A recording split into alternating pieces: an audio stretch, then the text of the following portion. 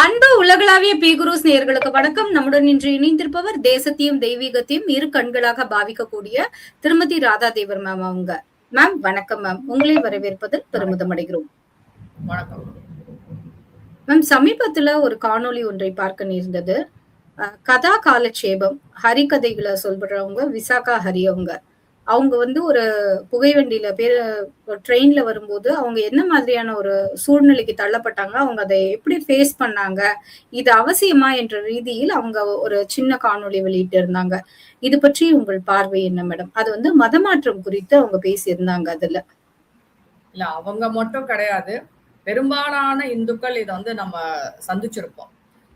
அது ரோட்லயா இருக்கலாம், ட்ரெயின்லயா இருக்கலாம், எங்க வேணாலும் கிறிஸ்தவர்கள் நம்ம கிட்ட பேசும்போதே குறிப்பாக இந்த பாஸ்டர்ஸ், இந்த சர்ச் எல்லாம் இருக்கு இல்லையா, அந்த பெந்தகோஸ்ட் அப்புறம் சிஎஸ்ஐ இந்த மாதிரியான சர்ச்சுகளுக்கு வேலை பார்க்கறவங்க என்ன பண்ணுவாங்கன்னா, நம்ம கிட்ட பேச்சு கொடுக்கும் போதே நமக்கு தெரிஞ்சிடும் அவங்க நம்ம கிட்ட என்ன எதிர்பார்க்கிறாங்க அப்படிங்கிறது. நானும் இதெல்லாம் அனுபவிச்சிருக்கிறேன். ஒரு ஒரு சூழ்நிலையில ஒருத்தரை நான் சந்திக்க வேண்டியது இருந்தது. அப்ப அவர் என்கிட்ட பேச்சு கொடுக்கும் போதே அவருக்கு குறிப்பா கேட்டதுதான், நாங்க இயேசுவை நம்புறவங்க, ஜெபம் பண்ணா எல்லாமே நடந்துரும் எங்களுக்கு, உங்களுக்கு ஏதாவது பிரச்சனையா அப்படிலாம் கேட்டுட்டு இருந்தார். இதெல்லாமே அவங்களோட டாக்டிக்ஸ் தான், இது இல்லைன்னு சொல்லல. அதை நம்ம எப்படி ஃபேஸ் பண்றோன்றதை பொறுத்துதான். அவங்க விசாகா ஹரி சொன்ன மாதிரி ஒரு சம்பவம் என்னோட வாழ்க்கையில நடந்தது. எங்க வீட்டுக்கு 2 பெண் பிள்ளைகள், ஒரு 18 வயசு தான் இருக்கும், 18 வயசு 20 வயசுக்குள்ள இருப்பாங்க. 2 பேரும் வீட்டுக்கு வந்தாங்க. வீட்டுக்கு வந்துட்டு அதுக்கப்புறம் அவங்க எதுக்கு வந்தீங்கன்னு சொல்லும்போது, உங்களுக்கு நற்செய்தி கொண்டு வந்திருக்கிறோம் அப்படின்னு ஆரம்பிச்சதுங்க அந்த பொண்ணுங்க 2ம். அதுக்கப்புறம் இந்த மாதிரி இயேசு கிறிஸ்துவ பத்தி, அதை பத்தி நீங்க உங்க வாழ்க்கையில அது நடக்கும் இது நடக்கும்னு அப்புறம் புத்தகம் எல்லாம் கொடுத்ததுங்க. நான் ஒண்ணுமே பேசல. பேச விட்டுட்டு நீங்க எவ்வளவு நாளா கிறிஸ்டியனா இருக்கிறீங்க போது, அதுக்கு சமீபம் தான் மாறி இருக்கிறாங்க. அப்புறம் நான் சொன்னேன், கிட்டத்தட்ட அது ஒரு சாயங்காலம் ஒரு 7 மணி இருக்கும், நைட்டு கிட்டத்தட்ட 7 மணி 7:30 மணிக்கு எங்க வீடு அப்பார்ட்மெண்ட்ல இருக்க ஒரு வீடா போயிட்டு அப்புறம் என் வீட்டுக்கும் வந்திருக்காங்க. நான் அதுக்கப்புறம் கேட்டேன், உங்களுக்கு 18 19 வயசு இருக்குல்ல, நீங்க படிக்கலையா, வேலை பார்க்கலையா, என்ன பண்றீங்க அப்படின்லாம் கேட்டப்ப, இல்ல நாங்க கடவுள் இயேசுக்காக ஊழியம் பண்ண ஆரம்பிச்சிட்டோம், இதுல சேர்ந்திருக்கோம். அப்புறம் நான் சொன்னேன், 7 8 மணிக்கு ஒரு வீட்டுக்குள்ள நீங்க கதவை திறந்து உள்ள வர்றீங்க, இது எவ்வளவு பாதுகாப்பான ஒரு விஷயம். யாரும் உங்களை இப்படி எல்லாம் அனுப்புறா? இப்படி முன்ன பின்ன தெரியாத வீட்டுக்குள்ள போய் ஏதாவது உங்களுக்கு ஆயிடுச்சுன்னா உங்க அப்பா அம்மாவுக்கு அது நீங்க பதில் சொல்ல வேண்டாமா? இல்ல அந்த சர்ச் யார் அனுப்பாங்கன்னா அவங்க பொறுப்பேற்றுவாங்களா உங்களுக்கு ஏதாவது ஆச்சுன்னான்னு கேட்டோம்னா அந்த பொண்ணுங்களால பதில் சொல்லவே முடியல. அதான் நீங்க பாருங்க, நீங்க எந்த மதத்தை வேணாலும் நம்பிக்கோங்க, என்ன வேணாலும் பண்ணுங்க, ஆனா இப்ப நீங்க செய்யறது நல்ல விஷயமே கிடையாது. முதல்ல உங்க பாதுகாப்பை பாருங்க. இப்படி 7:30 மணி 8 மணிக்கு கண்டவங்க வீட்டை கதவை தட்டி உள்ள போகாதீங்க, யார் இருப்பாங்கன்னே உங்களுக்கு தெரியாது. நான் இங்க இருந்ததுனால சரியா போச்சு. அதனால இந்த தயவு செய்து இந்த தவறை திருப்பி செய்யவே செய்யாதீங்கன்ட்டு அவங்க அட்ரஸ் எல்லாம் கேட்டதுக்கு கொடுக்க மாட்டேன்ட்டு இருந்துச்சுங்க. அதுக்கப்புறம் கொஞ்ச நேரம் கிளாஸ் எடுத்து அனுப்ப வேண்டியதா இருந்துச்சு. எங்களுக்கு மதம் மாறுற அளவுக்கு எங்களுக்கு எந்த கஷ்டமோ பிரச்சனையும் கிடையாது, கஷ்டப்படுறவங்க கிட்ட போய் தான் நீங்க மதம் மாத்துவீங்களா அப்படிலாம், அப்ப நல்லா இருக்கிறவங்க எல்லாம் மதம் மாற மாட்டாங்க அப்படிதானே உனக்கு அப்படின்லாம் சொல்ல வேண்டியது. நான் எதுக்கு இதை சொல்ல வர்றேன்னா, அவங்க மட்டுமே இதை ஃபேஸ் பண்ணல, உங்களுக்கு இந்தியா முழுமைக்கும் இதுதான் நடந்துட்டு இருக்கு. இன்னைக்கு நம்ம மணிப்பூர்ல நடக்கிற பிரச்சனையே அதுதான். மதமாற்ற கும்பல் அங்க உள்ள உட்காந்துட்டு பண்ற பிரச்சனை தான். இவங்க முதல்ல நம்ம கிட்ட நல்லபடியா பேசுவாங்க, நமக்கு உதவி செய்யற மாதிரி எல்லாம் நடிப்பாங்க. 2வதா என்ன பண்ணுவாங்க, கொஞ்சம் கொஞ்சமா அவங்க இயேசு பத்தி அதை பத்தி இதை பத்தி எல்லாம் பேசுவாங்க. 3வதா நம்ம எல்லாருக்கும் எல்லாம் ஏதாவது ஒரு கஷ்டம் இருக்கத்தான் செய்யும், அந்த கஷ்டத்தை எடுத்துக்கொள்வார்கள். அதுக்கப்புறம் நான் உதவி பண்றேன்னு உள்ள வருவாங்க. அதுக்கப்புறம் அப்படியே கொஞ்சம் கொஞ்சமா நம்மள அதுங்க வழியில வீழ்த்திடுவாங்க. இன்னொரு இன்சிடென்ட், இந்த கிறிஸ்தவத்திலே ரொம்ப மோசமானது, இந்த பேய் மாதிரி ஆடுறது அது இதெல்லாம். அதுல ஒரு குழந்தை மிக்சிக்குள்ள கையை விட்டு 2 விரல் கட் ஆயிடுச்சு. அந்த குழந்தை ஹாஸ்பிட்டல் கூட்டு போகாம வீட்டுக்குள்ளே வச்சு 3 நாளா ஜெபம் பண்ணாங்க. 4வது நாள் சத்தம் போட்டு அவங்கள எல்லாம் என்ன இப்படி பண்ணிட்டீங்கன்னு சொல்லிட்டு ஹாஸ்பிட்டல் கூட்டுறோம். அந்த 2 விரல் அந்த குழந்தைக்கு போயிடுச்சு. அந்த சிஎஸ்ஐ பெந்தகோஸ்ட் இப்படி இருக்கிறவங்க எல்லாம் மிக மோசமா நடந்துக்கிறாங்க. அதாவது மூட நம்பிக்கையில அவங்க திளைச்சிருக்கிறாங்கன்னு கூட நான் சொல்ல முடியும். அந்த அளவுக்கு ஒரு மோசமான சூழ்நிலை நிலவுது. அப்புறம் கூட்டம் போட்டு இவங்களை செத்தவங்களை பிழைக்க வைக்கிறேன், கண்ணு தெரியாதவங்களுக்கு தெரிய வைக்கிறேன், இப்படியெல்லாம் கூட நிறைய. இப்ப சமீபத்தில் ஒரு பாஸ்டர் இந்த மாதிரி சொல்லி அவருக்கு மேல கேஸும் போட்டு அரெஸ்ட் பண்ணியிருக்கிறாங்க. ஏன்னா இதெல்லாம் மக்களை தவறாக வழி நடத்துவது, ஒரு பொய்யை சொல்லி அவங்களை சரியான பாதையில கொண்டு போறதே கிடையாது. இது ஏமாத்துறது தானே, 420 தானே. ஆனா இதுவரைக்கும் இந்த மாதிரியான பாஸ்டர்கள் மேலேயோ, இந்த மாதிரி ஜப கூட்டங்கள் நடத்துறவங்க மேலேயோ எந்த நடவடிக்கையுமே இல்ல. கூட்டம் கூட்டமா பீச்ல இருந்து எல்லாம் அந்த இயேசு அழைக்கிறார்ல இருந்து பால் தினகரன்ல இருந்து எல்லாரும் அந்த தப்பு பண்றாங்க. இத வச்சு சொத்தும் குவிக்கிறாங்க. இத வச்சு காசும் சம்பாதிக்கிறாங்க. இந்த இந்த மாதிரியான சர்ச்சுகள், இந்த ஜபக்கூடம் இப்படி எல்லாம் சொல்ற இடங்கள்ல மக்கள் வந்து பணத்தை கொடுக்குறாங்க. தசம பாகம்னு ஒண்ணு சொல்லி பணம் கொடுக்குறாங்க. அது வந்து மாசம் மாசம் அவங்க பணம் கட்டி ஆகணும், அவங்க ரெஜிஸ்டர் பண்ணி ஆகணும்.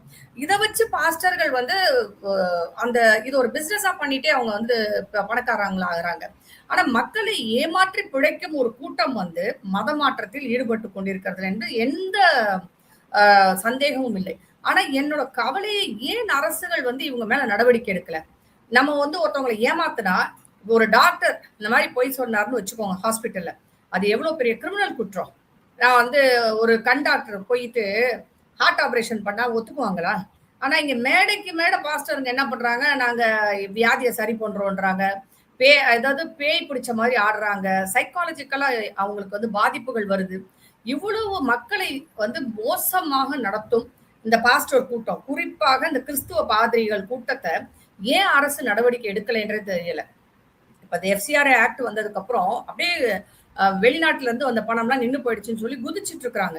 ஆனால் மதம் மாற்றத்தால் எவ்வளவு பெரிய பாதிப்புகள் வரும் என்பது நம்மளுடைய மணிப்பூரா இருக்கட்டும், மிசோரமா இருக்கட்டும், கிழக்கு இந்தியா, நமக்கு இருக்கிற கிழக்கு இந்திய மாநிலங்களை பார்த்தாலே தெரியும். மதமாற்றம் வந்து ஒரு தேசிய அபாயம். நம்ம எந்த அளவுக்கு இவங்க மத மாற்றத்துக்குள்ள வருவாங்கன்னா, இதை செல்லுவாங்க. போதைப் பொருள் கடத்தல் நிறைய இருக்கு. அதுக்கப்புறம் வந்து ஆயுதங்கள் கடத்திட்டு வந்து கொடுக்கறது. அதுக்கப்புறம் அது பாத்தீங்கன்னா நக்சல்களா மாறுவாங்க. இப்பதான் வந்து அரசு நக்சல் எல்லாம் ஒழிச்சிருக்கிறாங்க. நக்சலிசத்தை வந்து முழுக்க முழுக்க ஒன்று இல்லாம பண்ணியிருக்கிறாங்க. இந்த மாதிரி நக்சல்கள் போராட்டங்கள், அப்புறம் அந்த கூடங்குளம், தூத்துக்குடி ஸ்டெர்லைட், கூடங்குளமான மின் நிலைய போராட்டம், இதெல்லாமே தேசத்தின் வளர்ச்சிக்கு எதிராகவும் இந்த மாதிரியான நாட்கள் தான் வந்து போராடுறாங்க, வளர விடாம செய்யறாங்க. இது எல்லாமே மதமாற்றத்தால் வருகிற பெரிய அபாயமாகத்தான் நான் பார்க்கிறேன். காசு கொடுத்து மதம் மாற்றுறதும், இல்ல பொய்யான வாக்குறுதிகள் கொடுத்தும் மதம் மாற்றுறதும் பெரிய கிரிமினல் குற்றம். அதுக்கு ஏதாவது ஒரு சட்டம் வந்தா நல்லா இருக்கும்ன்றதுதான் என்னுடைய கருத்து. ஏற்கனவே இருக்கிற அந்த 420 மற்ற இதெல்லாம் செக்ஷன்ஸ் எல்லாம் இருக்கு. ஏமாற்றுறது குற்றம். ஆனால் இதற்கு என்று தனியாக சட்டம் வேணும். ஒருத்தவங்க யாராவது ஒருத்தவங்க கிறிஸ்தவ மதத்துக்கு தானாக மாறினால் நம்ம எதுவும் சொல்ல போறது இல்லை. அந்த மாதிரி மாறினவங்களும் நம்ம இருக்காங்க. நாம அவங்கள பத்தி எதுவுமே பேச போறதில்ல. ஆனா இந்த மாதிரி தவறாக வழிநடத்தப்பட்டு மதம் மாறியவர்களை நம்மளால ஏத்துக்கவே முடியல. ஏன்னா அவங்க என்ன பண்றாங்க, இது மாதிரிதான், இந்த டிராக்குலா மாதிரிதான். ஒரு டிராக்குலா ஒன்ன கடிச்சிச்சுன்னா அடுத்து அது டிராக்குலா ஆகும் பாருங்க. அந்த மாதிரி இந்த கிறிஸ்துவத்தில் இந்த ஒரு குரூப் இருக்கு இல்லைங்களா, இவங்க வந்து அப்படிதான் பண்றாங்க. அப்படியே வந்து டிராக்குலா மாதிரி ஒரு குடும்பத்துல ஒருத்தரை நீங்க மாத்திரா போதும், அந்த ஒருத்தர் அந்த குடும்பத்துல இருக்கிற எல்லாத்தையும் மாத்துறாங்க. அந்த குடும்பம் இன்னொரு குடும்பத்தை மாத்துது. இது ஒரு செயின் மாதிரி போயிட்டே இருக்கு. இந்த மாதிரியான மத மாற்றத்தை கண்டிப்பாக தடை செய்ய வேண்டும். அதற்கு இந்த அரசு ஏதாவது நடவடிக்கை எடுத்தே ஆக வேண்டும். மத மாற்றத்தால் சிதைந்து போன குடும்பங்கள் பல உள்ளன, பிரிந்து போன குடும்பங்கள் பல உள்ளன. பொண்டாட்டி மாறிட்டான்னு சொல்லிட்டு கணவர் பிரிந்து போயிருக்கிறார், மனைவி மாறிட்டான்னு சொல்லிட்டு கொலையே செய்த கணவர் இருக்கிறார், பிள்ளைங்க மாறி போயிடுச்சுன்னு சொல்லிட்டு பெத்தவங்களை பார்க்காம அவங்க இறந்து போன கதையெல்லாம் எனக்கு தெரியும். எங்க குடும்பத்திலேயே நடந்திருக்கு. கணவனும் மனைவியும் இறந்து போயிட்டாங்க, குழந்தைங்க மதம் மாறி போயிட்டு அவங்க அப்பா அம்மாவை கவனிக்காம விட்டுட்டாங்கன்னு விட்டதுனால இந்த மாதிரி நிறைய பிரச்சனைகள் வந்து நாட்டுல வர்றதுக்கு காரணமே இந்த மத மாற்றம் தான். விகாசாஹரி சொன்னதில் எந்த தவறுமே இல்லை. நான் வந்து இந்து மதம் பேர் இது அப்படின்லாம் சொல்லவே வரல. நீங்க நம்மளுடைய தேசத்தின் உயிராடி என்ன, இன்னைக்கு இந்தியா தேசத்தின் உயிர்நாடி, கலாச்சாரம், பாரம்பரியம், நமக்கென்று ஒரு வரலாறு இருக்கிறது. இந்து மதம், இந்த தர்மம் வந்து நம்ம அதோட பின்னி பிணைந்து கிடைக்கிறது. அதை அழிச்சிட்டு, இந்த உயிர் நாடியை அழிச்சிட்டு நீங்க என்ன சாதிக்கணும்னு விரும்புறீங்க? இயேசு வந்து இந்தியாவில பிறந்தவரா? கிடையவே கிடையாது. அவர் ஏதோ ஒரு தேசத்துல ஏதோ ஒரு கூட்டத்துக்காக ஏதோ ஒரு இனத்துக்காக பிறந்து அவங்களுக்காக வேலை பார்த்திருக்கலாம். அது அந்த கதை பத்தி நமக்கு சொல்ல கூட நான் வரல. ஆனால் இந்தியாவில் பிறந்து இந்திய மண்ணில் நீங்க உங்க மூதாதையர்கள் எல்லாம் இருந்திருக்காங்க. இந்த கலாச்சாரம் இந்த இதுல எல்லாம் இருந்துட்டு நீங்க எப்படி வந்து இதை மதம் மாறி போவீங்க? சரி, நீங்க போயிட்டீங்க, ஏன் அடுத்தவங்களையும் மதம் மாற்றணும்னு நீங்க நினைக்கிறீங்க? எஃப்சிஆர் ஆக்ட் வந்து கண்டிப்பாக அமல்படுத்தி அதை ஸ்ட்ரிக்டா என்ஃபோர்ஸ் பண்ணி இந்த மாதிரியான பாதிரிமார்களுக்கு வெளியில இருந்து வர பணத்தை நிப்பாட்டியே ஆகும். இது தேசத்திற்கு ஆபத்தை விளைவிக்கும் ஒரு செயலாக தான் பார்க்கிறேன். ஆனா இந்த பாதிரிமார்கள் என்ன பண்றாங்கன்னா, இந்த பாஸ்டர்ஸ் இவங்க எல்லாம் சர்ச்சு, இந்த ஜெபக்கூடம் வெளியில இருந்து பணம் நிப்பாட்டின உடனே இங்க கலெக்ட் பண்ண ஆரம்பிச்சிடுறாங்க. இங்க இருக்க மக்கள் கிட்ட மாசம் மாசம் பணம் கட்டுங்கன்னு சொல்லிட்டு ஒவ்வொரு சர்ச்சுக்கும் வந்து அது டார்கெட்டே உண்டு. அந்த வச்சுக்கிட்டு திருப்பி இவங்க பணத்தை சம்பாதிக்கிறாங்க. அதையும் தடை செய்ய வேண்டும் என்பதுதான். அடுத்தது வந்து பாத்தீங்கன்னா, இன்னொரு முக்கியமான ஒரு விஷயம் என்னன்னா, இந்த மதமாறின கிறிஸ்தவர்கள் யாருமே தங்கள் ஜாதியை வந்து மறைச்சு அதை சொல்றது கிடையாது.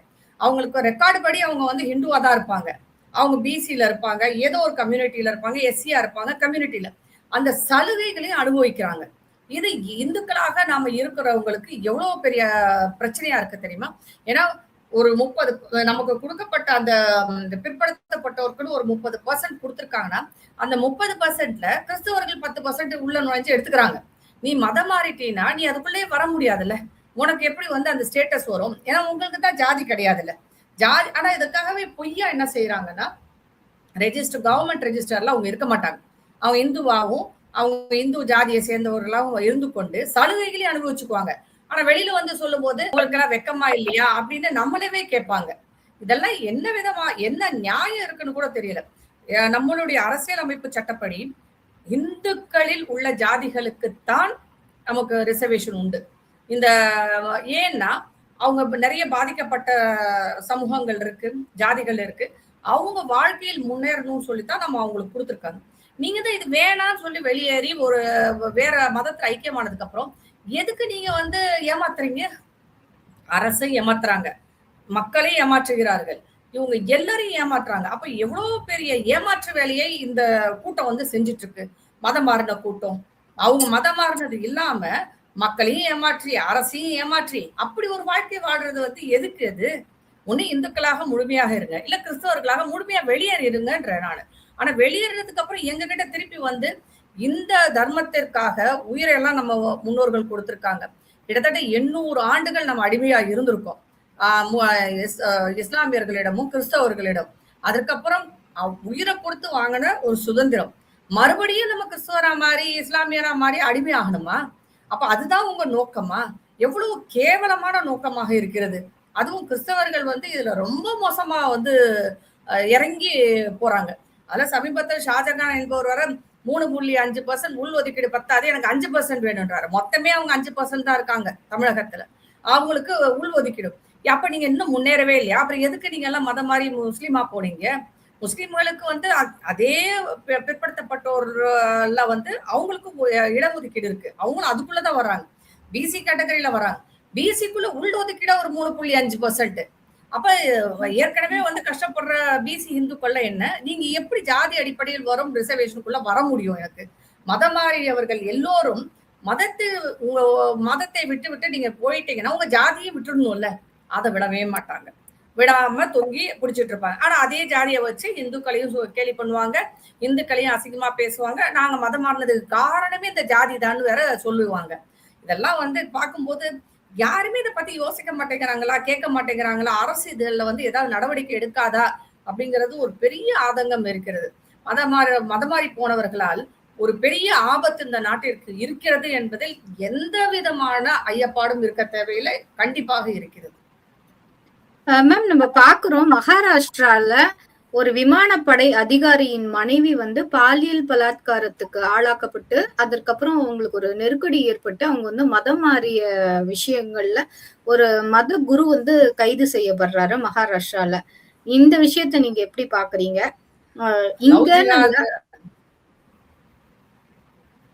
லவ் ஜிகாதுன்னு சொன்னப்ப எல்லாரும் இல்லவே இல்லைன்னு சொன்னாங்க.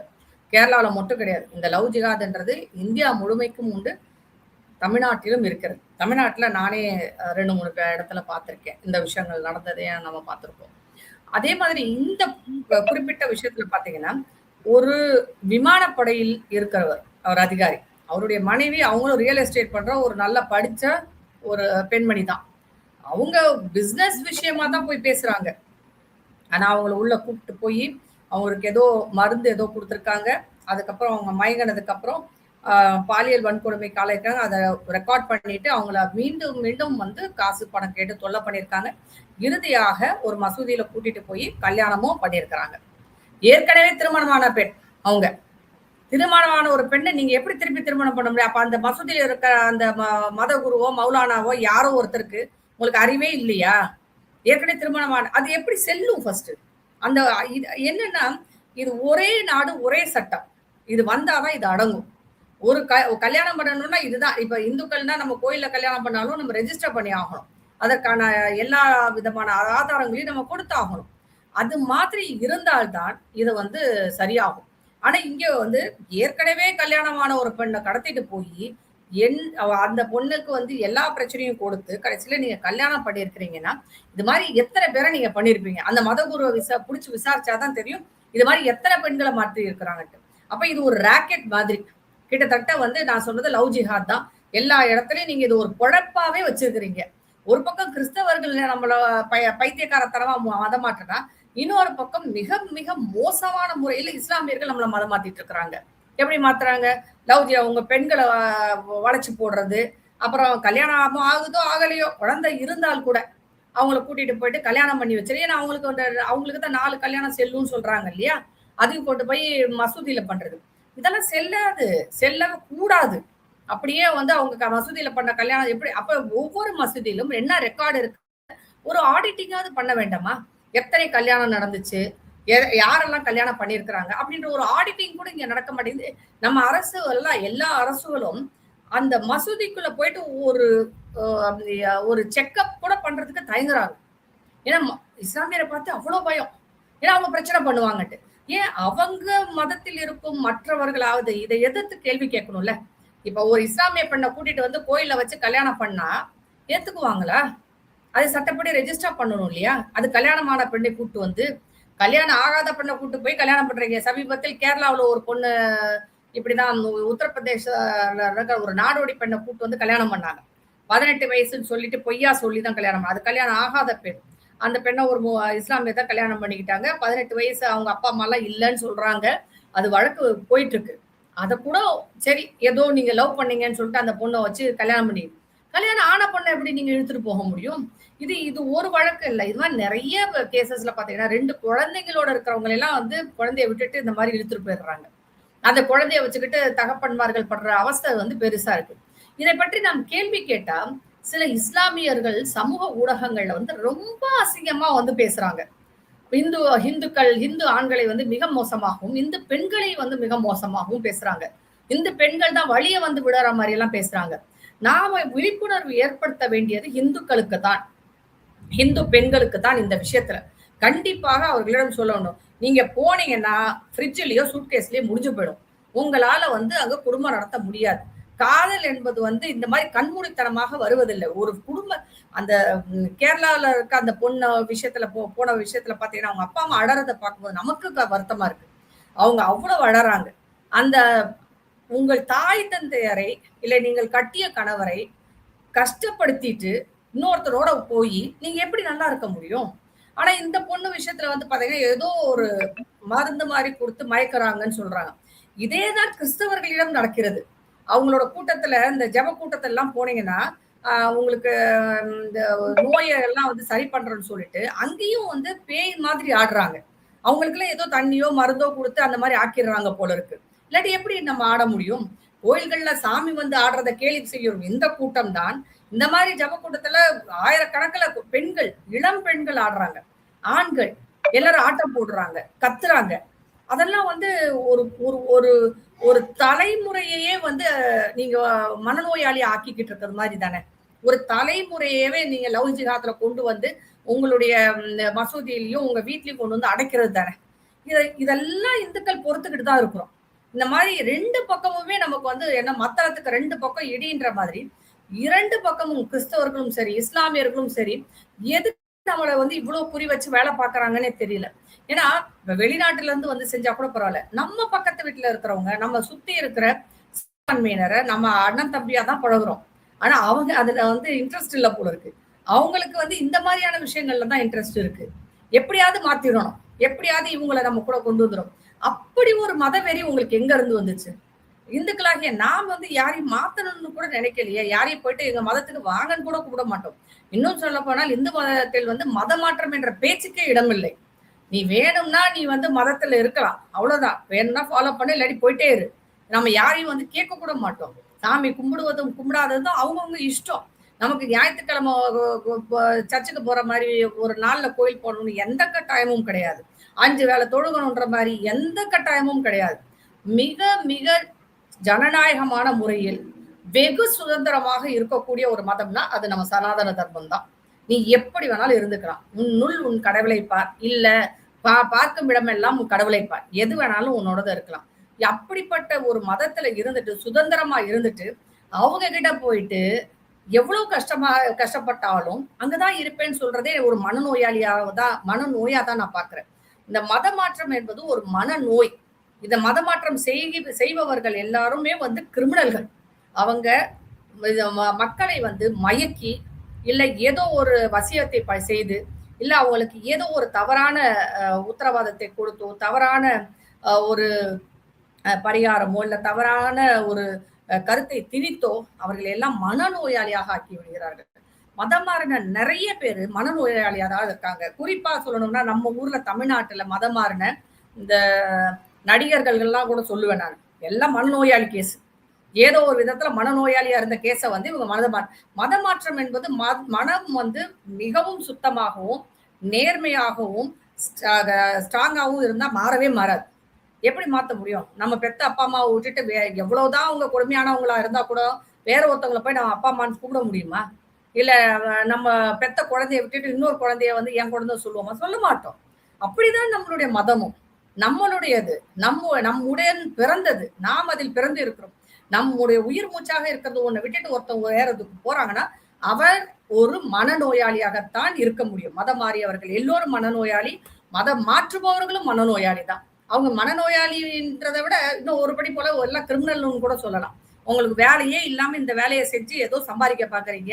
இல்ல இந்த தேசத்துக்கு எதிராக ஒரு கூட்டத்தை உருவாக்கும் ஒரு கூட்டமாக நீங்க தெரியுறீங்க. அவங்கள வந்து நம்ம ஒத்துக்கவே கூடாது. இந்துக்கள் அவர்களை நிராகரிக்க வேண்டும். இந்து பெண்களிடம் ஒரு விழிப்புணர்வை நாம் ஏற்படுத்த வேண்டும். இந்த மாதிரியான விஷயங்களுக்கு அவங்க எந்த காலத்திலும் வந்து வீழ்ந்து விடக்கூடாது. அது மாதிரி செய்தால் இந்த தேசம் என்பது இதன் நம்ம டெமோகிராஃபின்னு சொல்றோம். இந்த தேசத்துல வந்து இந்துக்கள் எண்ணிக்கை குறைந்து என்றைக்கு அவர்களின் எண்ணிக்கை அதிகமாகுதோ அன்று இந்தியா இறந்துவிடும். பாரத தேசம் என்று ஒன்று அன்று இருக்காது. நமக்கும் வந்து எந்த விதமான இந்த ஜனநாயகம் செக்குலரிசம் அது இதுன்னு பேச மதச்சார்பின்மை இதெல்லாம் எதுவுமே இருக்காது. அதுக்கப்புறம் நம்ம எல்லாரும் வந்து அவர்களுக்கு அடிமையாக ஒரு நூற்றாண்டு நம்ம இருந்துதான் ஆகணும். அப்படி ஒரு சூழ்நிலைக்கு நம்ம இந்த மதமாற்றம் என்பது தள்ளி கொண்டு இருக்கிறது என்பதில் எந்த விதமான சந்தேகமும் இல்லை.